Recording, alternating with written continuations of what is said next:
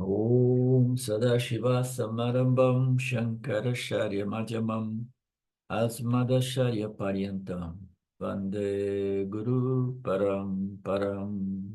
Om Namaste.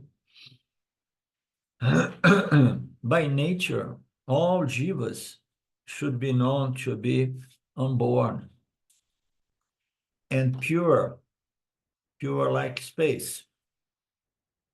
There is indeed no difference at all among them at any time.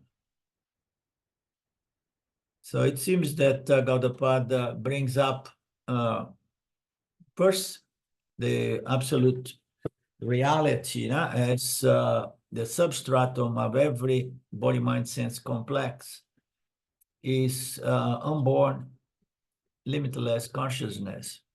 So by nature, all jivas should identify, should first know to be of beginningless nature. Beginningless nature means something that was never born, therefore it is out of time and space, which is a superimposition made by Mr. Maya. And then he says, in analogy, jivas, they are not only beginningless and unborn, but they are extremely pure. And then he brings the space analogy. As we know, we have seen it in several other texts, the analogy, the example of the space that is never contaminated by anything. You can put something very, very smelly in a container, and then at the most, the air and the walls of the container are going to be contaminated, but the space is free. And it's the most pure element. Nothing can really touch the space. There is indeed no difference at all among all jivatmas at all times. So when we look at the body-mind-sense complex, there are so many varieties and differences. Because there are differences, people get into competition and feeling of superiority, the inferiority, and the whole trouble comes into play, comparison. But there is no difference when we look from the standpoint of our true, real, intrinsic nature. So this is one of the benefits of self-knowledge, is that to a large extent, a large degree, you no longer compare yourself with others, and you somehow, you have this benefit. Everything is consciousness, and if you want to look on a denser level, everything is Ishwara. Everything are the gunas of Ishwara bringing about all these infinite numbers of configurations of body minds. So the message here is it's to be known. We have seen in the previous verse that this is the knowledge to be known. You are beginningless, therefore you are endless. So there is no question of birth and death. So the mortality issue is removed by this knowledge. And the purity, which brings a lot of other problems in samsara, the purity, everyone is pure in essence, And then once you realize that, you are absolute at peace with your impure body-mind-sense complex. This is a very, very interesting play, because there is no 100% purification for the body-mind-sense complex. Purity is our very nature, our true nature. The body-mind will never be that much purified, even though there are some exceptions, maybe here and there, some people, they go through such a process of purification. And the body-mind, in spite of its flaws and impurities, which needs to be looked upon, because after all, the yoni wants to enjoy life and does not want to be, overreacting strongly here and there for small things, because that brings a mental disturbance, and mental disturbance prevents the yearning to enjoy the fruits of self-knowledge. So a certain degree of purity. So our true nature is the big deal because it's absolutely pure, and it's pure like space. Nothing touch space. Nothing. There is nothing that can be added, or impacted. There are nothing can be included. There are no inclusions in space. There are no inclusions in Satchitananda Brahman. So this knowledge brings about those kind of benefits.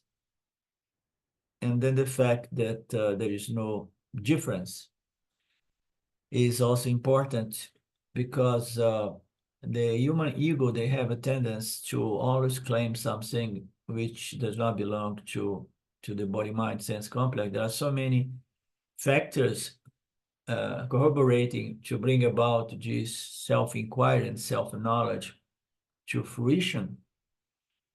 And a lot of the time, the individual body-mind is going to feel like, oh, I got it. Oh, I have moksha. I have enlightenment. I have this and that. And then she may forget that enlightenment or light or consciousness, fullness is the nature of everybody. So it's important to know that everybody is this turiya, limitless, birthless, beginningless, conscious existence. There are no difference, any and everything, all jīvas. And that's why somehow we develop a sensitivity. It becomes more difficult to hurt others unconscious. If something comes from subconscious mind, you hurt someone, immediately it hurts you. You understand? Because you know that there is no difference. And become more difficult to kill a chicken or to kill ants because they are eating a vegetable garden as well, because it's all the same Brahman walking around doing its things. So ultimately, it becomes very difficult to feed yourself, but you never know. I don't know. I mean, everything is somehow relative, but no doubt this sensitivity towards the fact that everything is the same thing, therefore I don't want to hurt anything. It grows exponentially.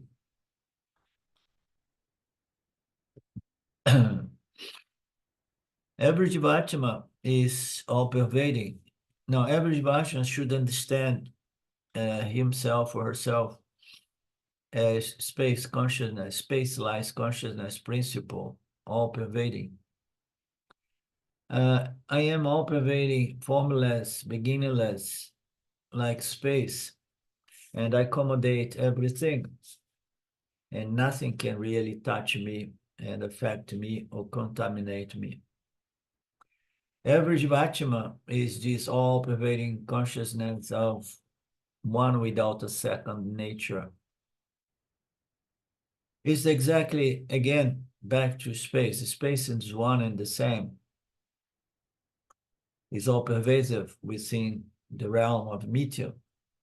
I cannot become limitless because what is limited can never become limitless. What is finite cannot become the infinite, and what is infinite can never become the finite. What is limitless can never become limited. Therefore, I do not have to do any sadhana to become anything, such as unborn, limitless conscious existence. I am a conscious existing entity, and my nature is unborn, atemporal, limitless conscious existence. What shall I do to gain that? Nothing, because what shall I do to accomplish that? Nothing. So, and then Vedanta comes and says, yet there is something you have to do. And they say, if I don't need to do anything to gain because I already have it, to accomplish because it's already ever accomplished. And then it must be something very simple and easy. And then Swamiji is going to say, yes. And I would say yes and no, because although it's very easy, it's at the same time it's very difficult because of the wrong notions we have about ourselves as the body-mind complex, body-mind as me. So what shall I do to gain that? Nothing. And then what we are doing here, we are just trying to correct the way we conceptualize our experience of existing, from the limited body-mind to the limitless consciousness, which is the true identity or nature of everything. Therefore, it's what needs to be done is to destroy, to a certain extent, those mistaken notions, self-limiting notions, self-insulting notions that cause suffering. The analogy is always that the guy, he's very, very rich, millionaire, because somebody left a huge heritage, but the message never came to the guy. The guy lost his job in the USA and he ended up on the streets, and he's behaving now like a street person, but he has this richness which he did not claim yet. He has to go somewhere and say, hey, I am so-and-so, I am now the owner of all this heritage. So all you need to do is to claim. Doing something to become will never work. You need to do something to claim. You need to claim something, and you are not going to claim something unless you really understand it very, very deeply and thoroughly with intellectually. You have to understand these teachings very clearly on the intellectual level to begin with. Otherwise, I'm not going to be able to claim my limitless nature with confidence. It's going to be like,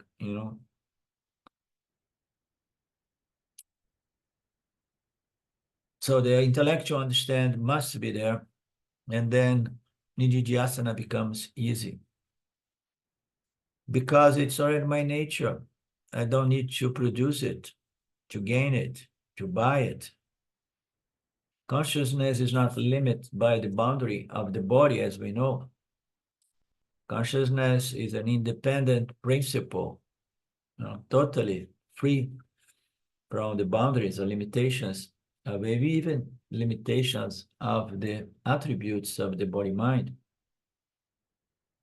So the body-mind is limited by its boundaries, and it's limited by its name, its shape, and it's limited by its attributes or qualities as well, no matter how well qualified the body-mind may be.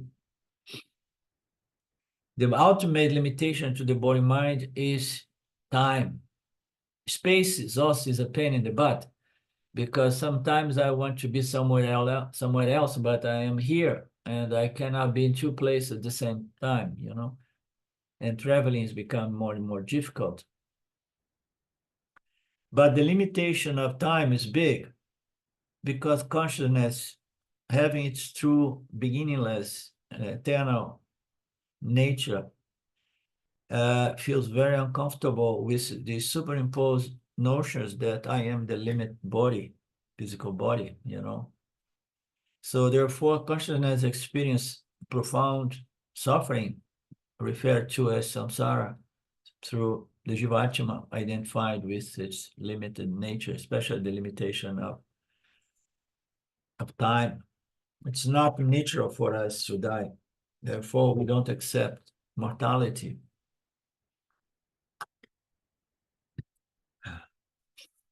You have to face mortality like eye to eye, avoid touching the subject because it's a taboo. No, you have to face it. Look, so what did Ramana Maharaj do when he was a kid? He was faced with death.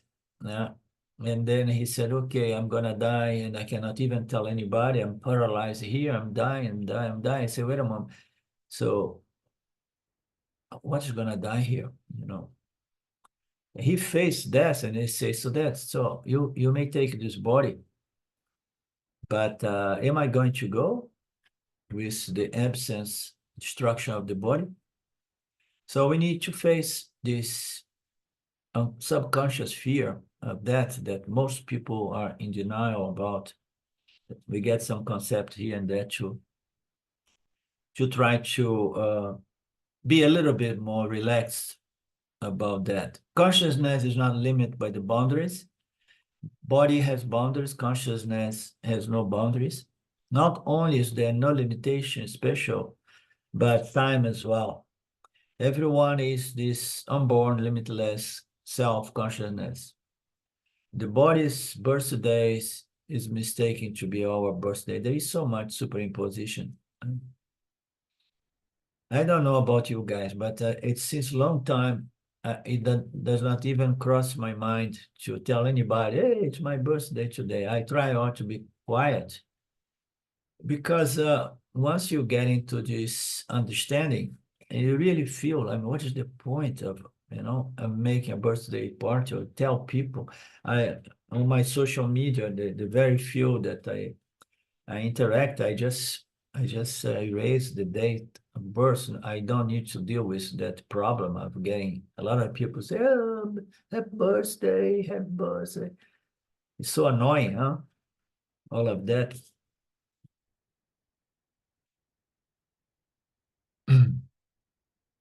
And then some say it's okay if you still have a certain degree of identity with the body, celebrate the birth because the birth of the body, the birthday of the body, because after all, the body is a temple by which we may pursue self-knowledge and moksha. So you need an instrument. You are blessed with an instrument. You are blessed to be in the sampradaya of Vedanta. So it's okay, but be very careful, because more often than not, the celebration goes to the food body, direct to the food body, not even to the subtle body. So keep remember, the Atma does not have a birth date.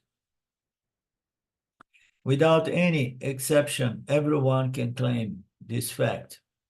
There is no exception. Anybody can claim this fact. There is no plurality in consciousness. Oh, no, there are so many consciousness and mine is expanding big time. So there is this concept around the block, the consciousness, mind consciousness, consciousness. People, they stopped lately, became so fashionable, this BS, that people stop calling mind, mind. To make things sound a little bit like profound or esoteric, the consciousness, the consciousness, the conscious.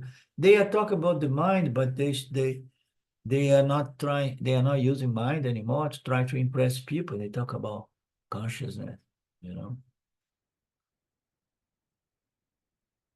At least say human consciousness.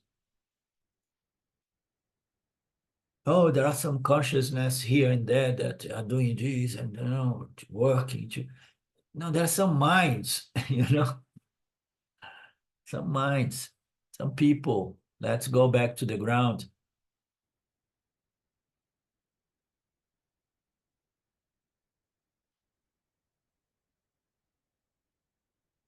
Normally, it is thought that there are many jivatmas and many consciousnesses. No, there are many jivatmas, meaning to say body minds, the substantial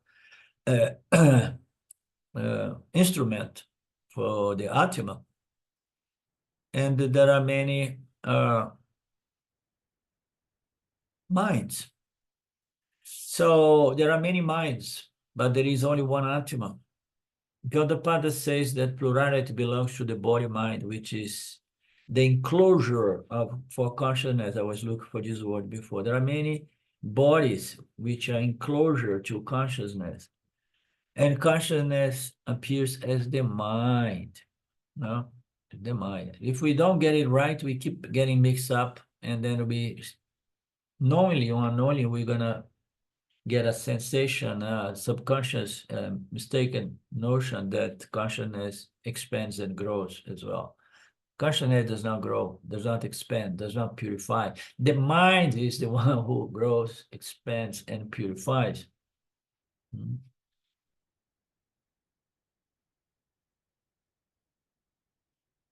Plurality does not belong to consciousness. Purity does not belong to the process of purification, does not belong to consciousness.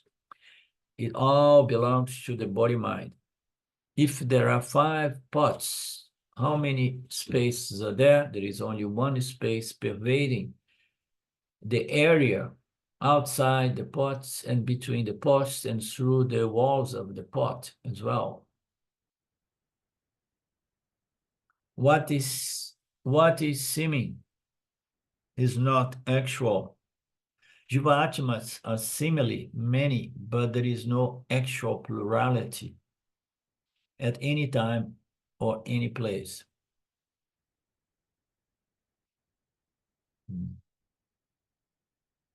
Isn't it amazing to see that this superimposition, now we call it namarupa, namarupa, namarupa, but superimposition of the energies upon consciousness, it creates things that we don't usually refer to as namarupas, because in the subtle world, there are no forms, you know. You can attribute names in the subtle world, but there are no color and form, you know. So there are many minds. It's a superimposition. There is a plurality of many minds. And this is the seeming appearance projected by Maya. It projects not only the Vyavaharika, inert, physical, tangible universe, cosmos, but also the subtle universe. Subtle universe is there. And there are plurality, there is actual plurality of configurations in the subtle universe everywhere. But consciousness is one and the same. That's why nothing escapes consciousness. If you want to go into the subtle realms, you go into the subtle realms, but yet all of that is superimposition upon consciousness, and you are that consciousness. And maybe when you are there, you're not going to be able to claim that only here. There is some Mahatmas suggest that, you know. And if you take the example of the dream state, we see that when we are dreaming, I think it was today, I was dreaming something so stupid. I mean, my decisions and I did during the dream was so stupid today. And I woke up, I said, I can't believe that my dreamer can be that stupid. He should have got some benefit of self-knowledge from the awakening, but no. So, I mean, here as the awaker, we have the opportunity to get this knowledge, but we cannot really take for granted that we take this knowledge to other realms, you know. At least that's the experience we have in the 3 worlds, you know, the causal, subtle, you know, in the 2 other worlds.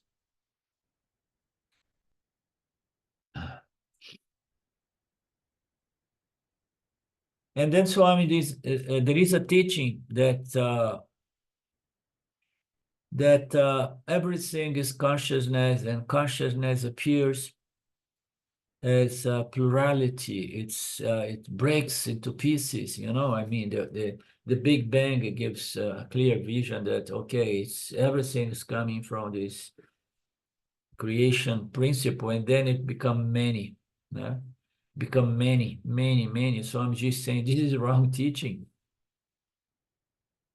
This teaching, the Jiva-atma, is part of explosion of many, yeah, many Jiva-atmas. You know, it is the original soul. Yeah? There is so much concepts are out there. There is you are a small fraction of the original soul, you know. There is a lot of things there, you know. I smell all of that. I say, my God, people are so misled and so confused. Consciousness does not break into pieces. the part whole teaching, Jiva Atma is part of Paramatma, is an incorrect teaching. Consciousness is a partless whole. There is only consciousness. The plurality is superimposition done somehow by this power of Maya. We say Namarupas to make it simpler for us to understand this superimposition of names and shapes of gold upon that which is gold and gold alone.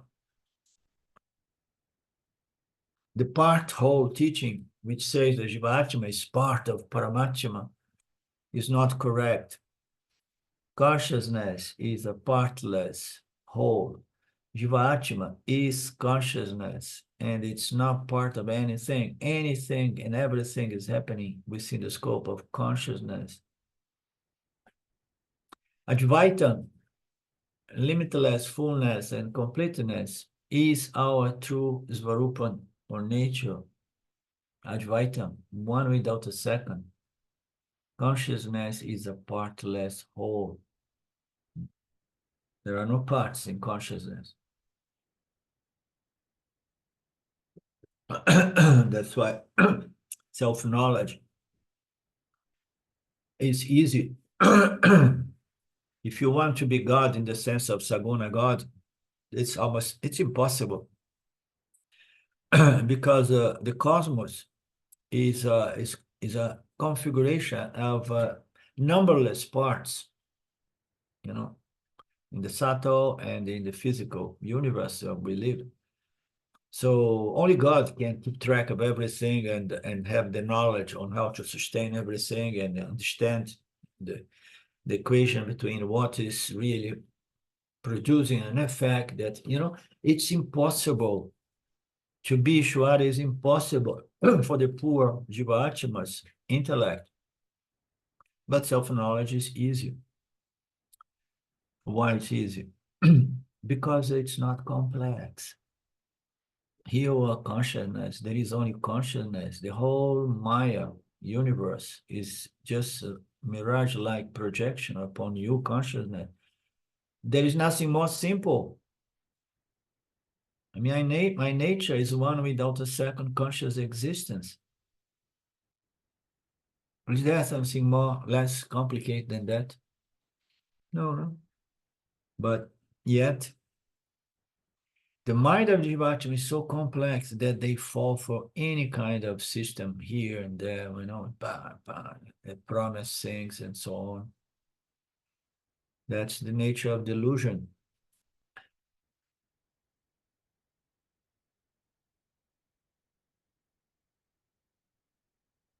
What is this? 91. Now we go in 92. By nature, all jivas are self-evident, evident from the very beginning.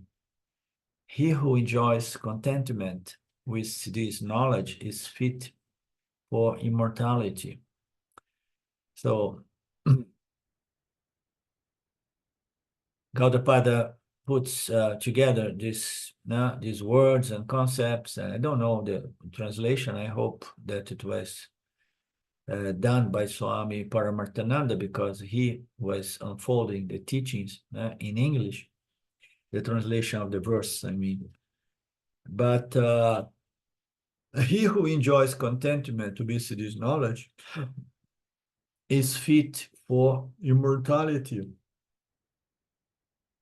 So contentment can be enjoyed in the world of objects or accomplishments in this subtle and physical material universe.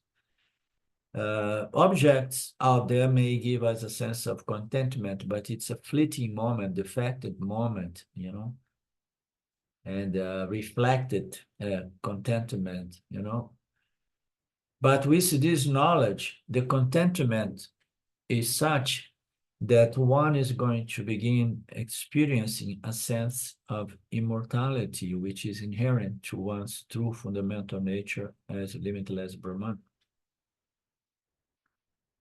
It's important you're going to begin enjoying the sense of immortality because you have shifted your identity from the body, the mortal body mind, to the immortal Satchitananda Brahman. He who enjoys contentment independently of the objects out there, must have got this contentment from the Aham Brahmasmi knowledge. And this knowledge is available only for those who wants to solve the most fundamental limitation of this avidya, this ignorance, which is the sense of mortality inherent to almost everyone's mind. Oh, I'm gonna die. One day I'm gonna die. It's so terrifying. I have my friend there in California that my first wife is in bad shape, and he's contemplated that maybe she's not gonna last much long. And then he finally now he said, I think I'm gonna feel lost. I told him, don't anticipate anything, take it easy, man, you know? So she's still alive. You are older than her.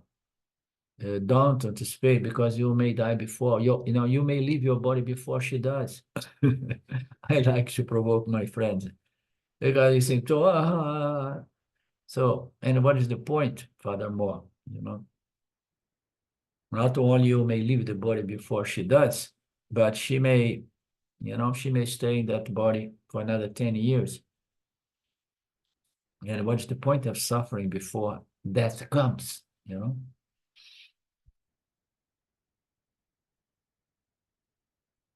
By nature, all jivas are self-evident. What is to be self-evident? From the very beginning, everybody shining, shining, shining with conscious existence. At the beginning, we don't understand that we are conscious existence, Turiya Brahman. Now we are babies. We are moving using an instrument of knowledge, trying to bring everything to our mouths to taste it. But then slowly, the reflect consciousness takes place, and then the ego comes into the party. The ego still is the self, shining as aham, but it believes to be, I am the body-mind, and I'm beautiful, I'm ugly, I'm tall, I'm short, I'm fat, I'm skinny, I'm good, I'm bad. But that self-evident shining consciousness that somehow reflects on everyone's subtle body is there shining, shining, shining, shining.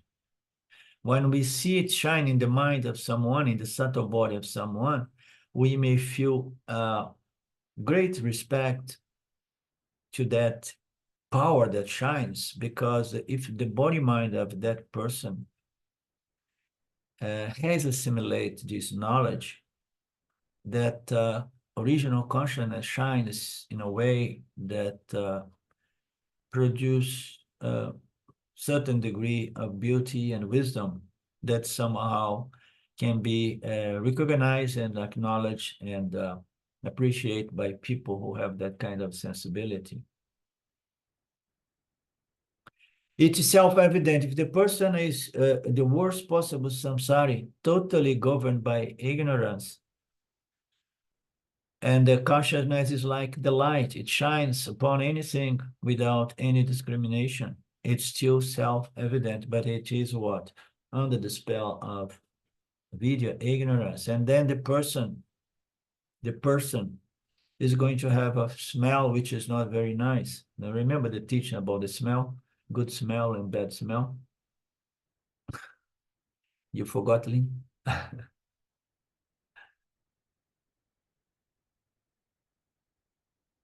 But the point is that consciousness is also shining as the aham. The aham may be very, very gross, ignorant, or the aham may go through a process to develop purity and wisdom. but consciousness is shining regardless of the purity or impurity of body-mind complex. And it is evident, yeah. It's evident. The problem is when it shines as the ego, and if the ego is too gross, you know, its evidence is going to create conflict with people around, you know, because it's under the spell of ignorance, and then goes into, you know, comparison, competition, and disputes, and these, whatnot, complications. And then people say, no, no, let me stay away. Usually people say, no, let me stay away. That person has a funny energy, you know. But no, the person is under the spell of too much ignorance. And then, by the way, I mean, to the degree that we assimilate this knowledge and we enjoy the fruits of this knowledge, it becomes more and more difficult to relate to the people in the world. Be prepared. Be prepared to be on your own. Because, you know, you begin, you know, living from a standpoint or platform of wisdom, knowledge on a spiritual level, but it spreads everywhere. Your mind becomes more scientific. You have better insights than most people around you. And then you cannot share those insights, even if it's not necessary, not only on the spiritual level, but any other, because people, they don't get it. You understand? And spiritually speaking, oh my God, people are so much down here. And when you share from here, you're gonna be pushed out, or people are going to just leave you alone. You know? You have to know that it's a beautiful thing to be alone in this world, because almost everybody is under the spell of big time avidya.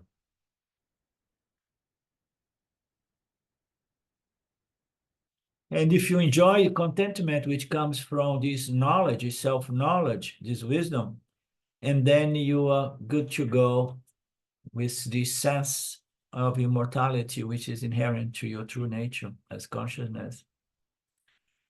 When a person is not a spiritual seeker or a samsari, when a person is a samsari, that worldly person wants to find contentment by acquiring things, you know, and things may be not only tangible physical things, but can be even experiences. I always like to attach the expression objective experience. Objective experience may be a very dense object, but it can be as subtle as a certain pacified state of mind. It's still an object that's happening within consciousness, and I'm aware that I can objectify my mind, the state of my mind, the thoughts, the emotions. In the subtle world, there are numberless subtle objects of experience.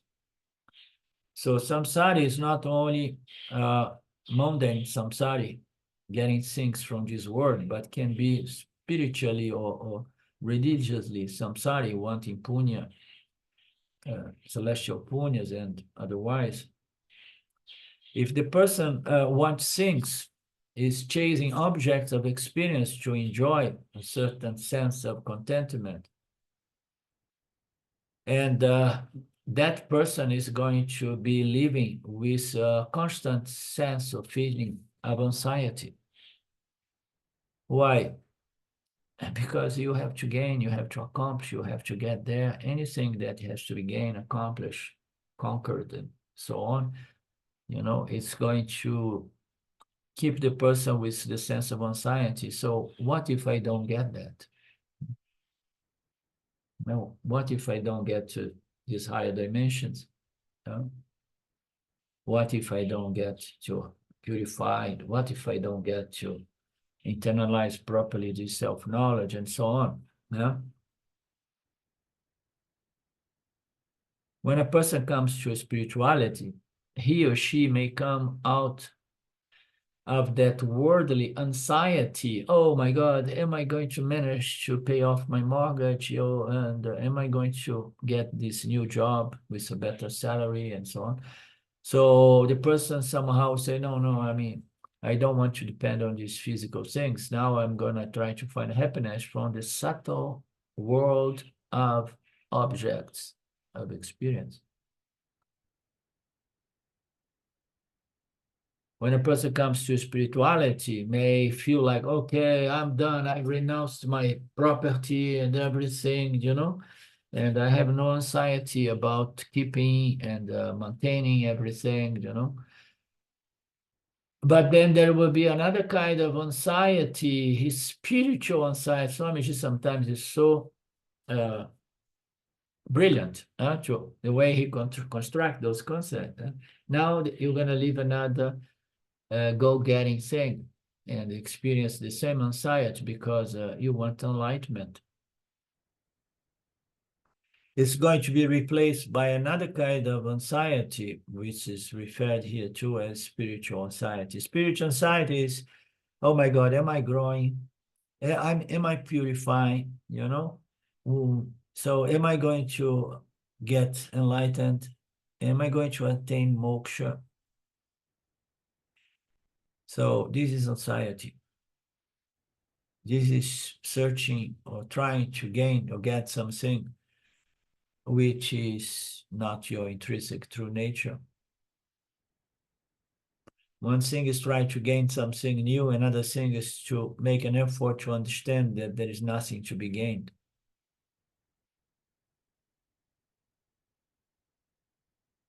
When the Guru says that for moksha, you need self-knowledge, invariably anxiety for moksha is replaced by anxiety for enlightenment. Anxiety for moksha is replaced and by anxiety for enlightenment, self-realization, atmayana, etc. So you have anxiety for moksha, and then the Guru is going to say, for moksha, you need the teachings, and then you're going to need to get self-knowledge. So anxiety for moksha is replaced by anxiety for self-knowledge or enlightenment. Gaudapada Acharya says that no one need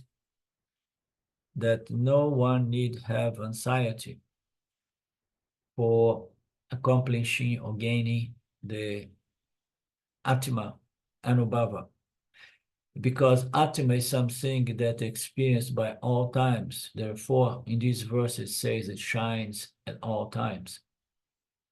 Ever shining consciousness. Very, very, how you say?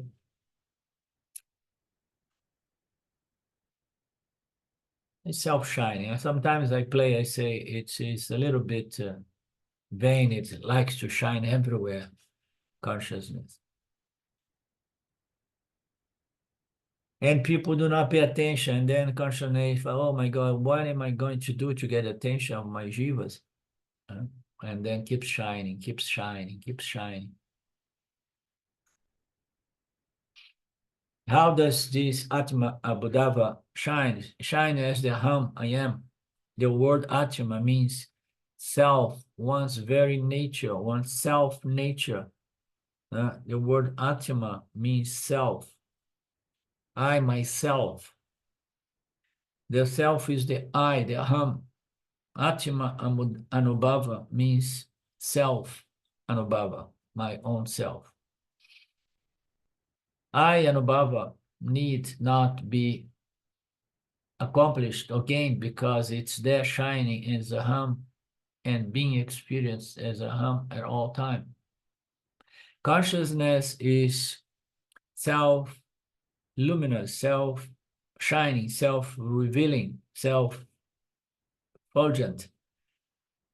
Anatima requires a revealing light. The simplicity of the way Swami teaches, the clarity that he presents again and again, you know. Consciousness is self-revealing, so you are never going to need any other pramana to shine upon yourself so that you know yourself, because it's self-revealing. But Vedanta says, unfortunately, you need another pramana. What's the pramana? The teachings. So the teacher then is going to make me shine more. No, the shine is the same, but it's not going to shine upon avidya. It's going to shine upon knowledge, wisdom.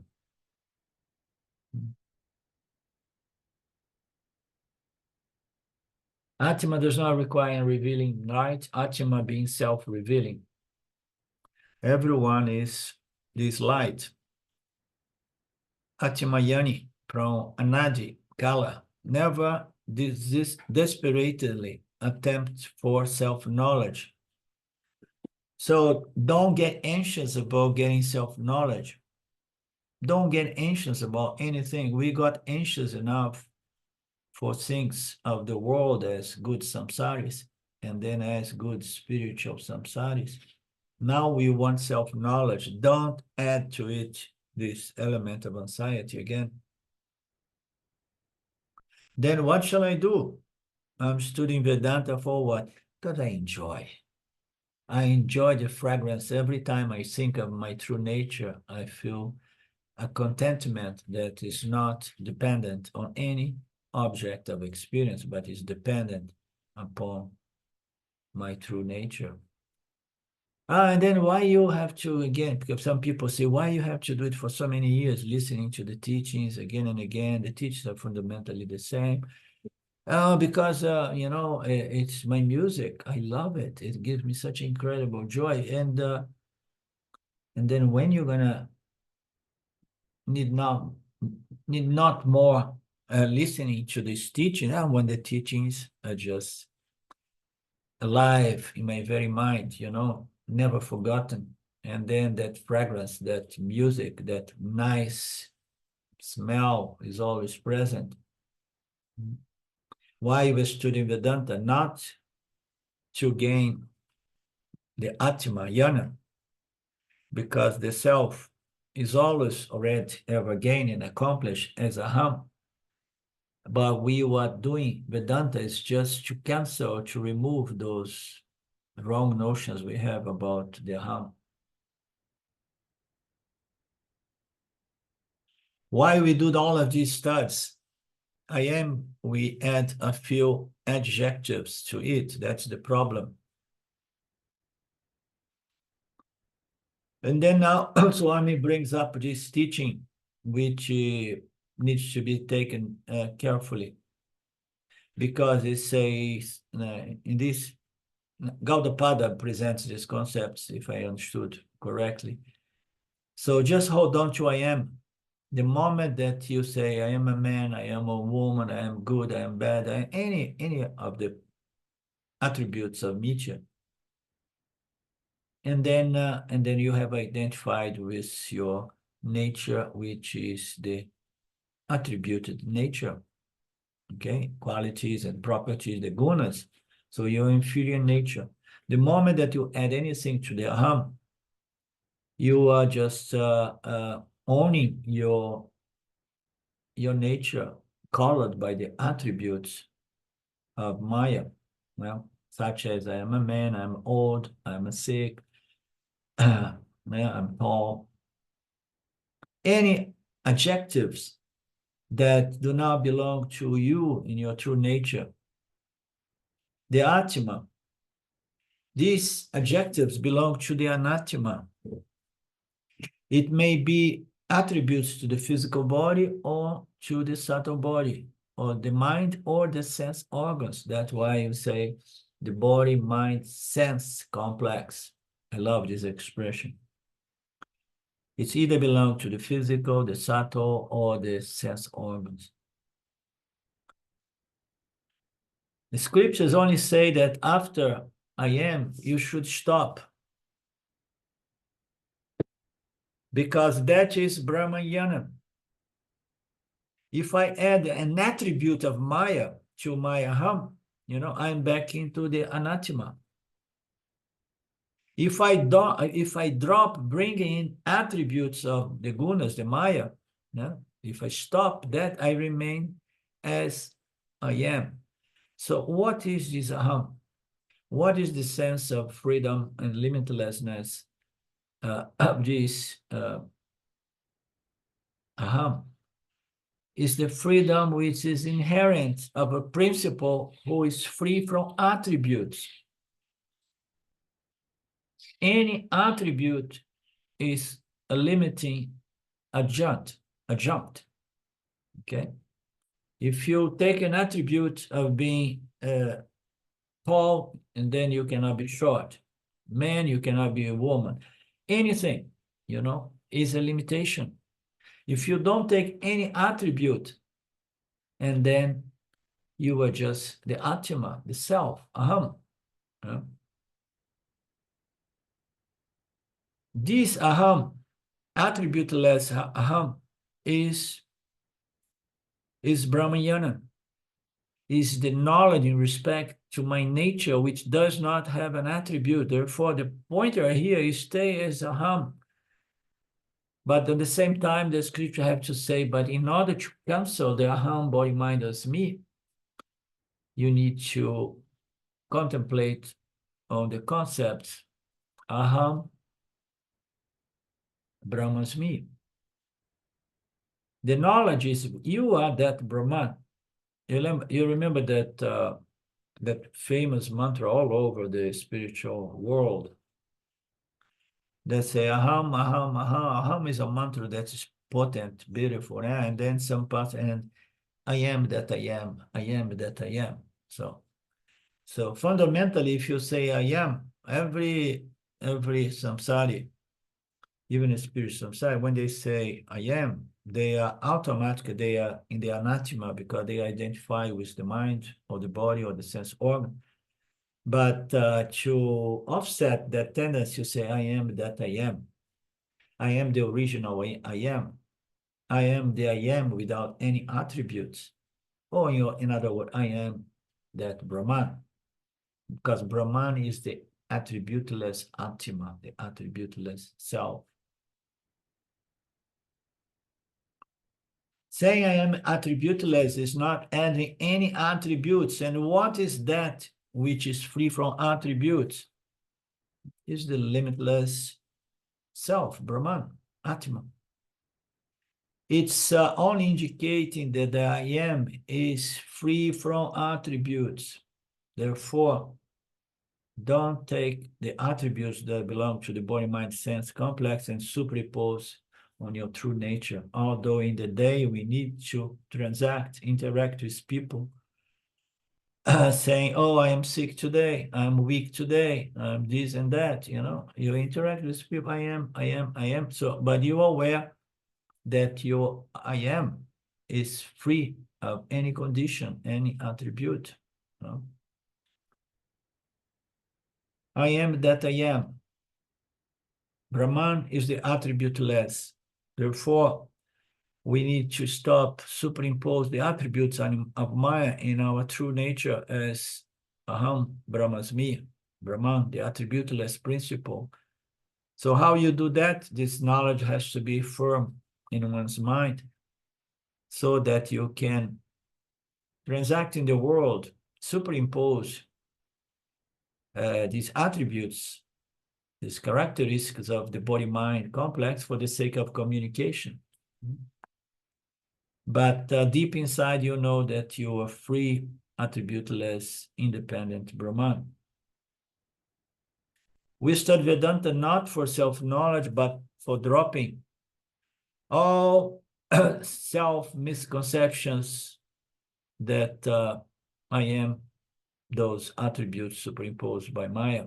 Therefore, Gaudapada says that we should not have anxiety for self-knowledge because I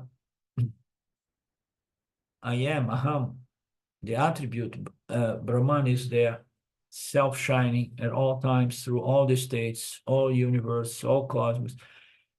It's always there. Yeah? I am that shining consciousness at all times. So I don't need to have any anxiety, even in regards to canceling, neutralizing, or removing those rogue notions. I should just stay with it knowing that, it's such a joy to go through this process. There's nothing more joyful than association with the scriptures that establish our true nature as the attributeless Brahman. And I am already that. I'm just doing some, some people do not like to do some work, such as clean up the house. Yeah? But even for clean up, everybody enjoy the house when it's clean. If you have money, you pay somebody to clean the house for you, and then you enjoy. If you don't have that much money, then you have to clean up. So the house, when it's clean, is beautiful. And then we need to learn to enjoy the process of cleaning out the house, Why not? There is nothing better than living for the sake of purifying, refine one's inferior nature so that we can fully enjoy the fruits of our true absolute nature. Every Jivatma is self-revealing consciousness, therefore the Jivatmas are already the light, are the light of consciousness, even before they begin the process of self-inquiry, which is Jnana Yoga. All Jivatmas are already the light of consciousness. Everything is the light. Before, during, and after they conclude this process of self-inquiry, which is conducive to self-knowledge. What is the proof? We always start with any sentence. I am, aham, aham, aham. This aham is always there in the background. It's self-revealing. The Atma, the self, is our nature. If the Vedantic message is not understood properly, which is called filtered listening, very common, most common, almost at all times for most people, a person will be looking for the self-knowledge even after studying many Vedantic texts.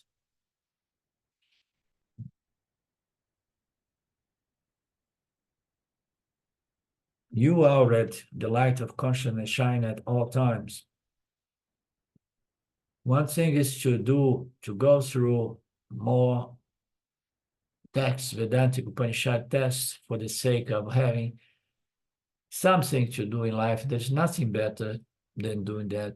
I see all my own things, sometimes I do things in the property. Sometimes I just watch something in some movie or something like that, or I go through the news that I like to see the news as well. But nothing gives me more pleasure than coming back to my text to prepare the text for next seminar or one thing or the other, and then delivering these unfoldments with you guys. There's nothing more pleasant. It's a nice hobby, even after self-knowledge is nicely retained. Keep in mind that adjectives limit the limitless, attributeless nature of what you are. During sleep, we do not take the attributes of an Atma, and we enjoy Ananda, which is the third element of our true nature, existence, conscious existence of non-dual nature, Ananda nature. So remove the attributes during the state of deep sleep, and then we experience equanimous mind, and that gives us a sense of Ananda. Upon our waking up, we continue the mistake. Vedanta is dropping the adjectives, having understood that the person is relaxed without anxiety for self-knowledge or experience of the self. Experience of the self is something that has to be dropped even before. It needs to be understood that the self is not an object of experience. And then you have to understand the self is not even an object of knowledge, because you're going to know the self only as I am the self. Because how are you going to study something that has no attributes? All the study we do is to neutralize, the attributes superimposed by Maya, with which we have identified ourselves. We study that, examining our day-to-day experience of life and say, no, this is not the self, this is not the self, this is not the self. We do not need self-knowledge because we are in the light of consciousness. We shine at all times. The person who understands this is the person who claims its beginningless, immortal, atemporal nature as consciousness once for all, at once, suddenly. Maturity or preparedness is gradual. Claiming is sudden. Immortality is already our nature. When I say I'm a man, I have already identified with the body and I'm limited by the body. The moment that happens, immortality cannot be claimed anymore. But if I say I am and I stop there, immortality, that is my nature, already can be claimed. So why I say that this is a sensitive subject, because there are many groups that work on the meditation, upasana, on aham, and Swami, no, Nisargadatta Maharaj was one of them. You hold on to aham, I am. Yeah? And it's okay to hold on to this aham. Maharaj used to say, this is pure consciousness. But the problem a lot of the times is that people remains there enjoying this aham, which is a reflection of my true nature, that gives us a joy, a sense of satisfaction, because it's the best reflection that we can get of our true nature. You know, the best reflection is the aham without attributes, the concept, the mantra aham without any attributes. But if we just hold our focus on aham, we're going to experience very great joy. But what is the purpose of properly defined is aham as Brahman? Oh, aham, I am the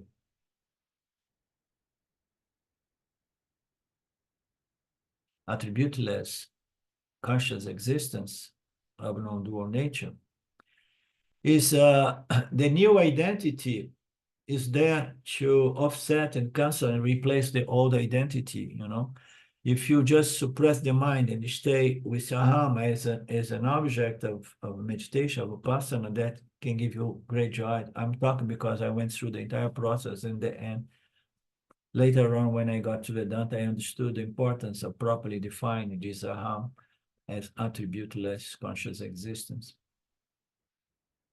Okay, so everything worked thanks to Ishvara.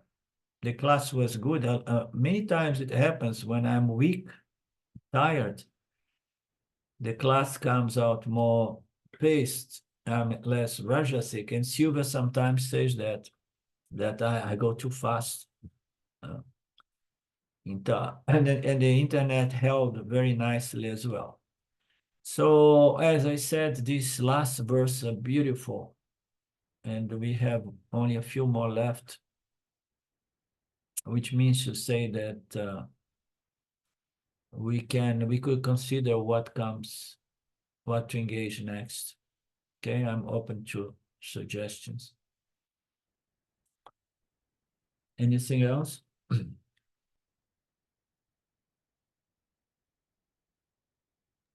These are very beautiful verses, and thank you so much.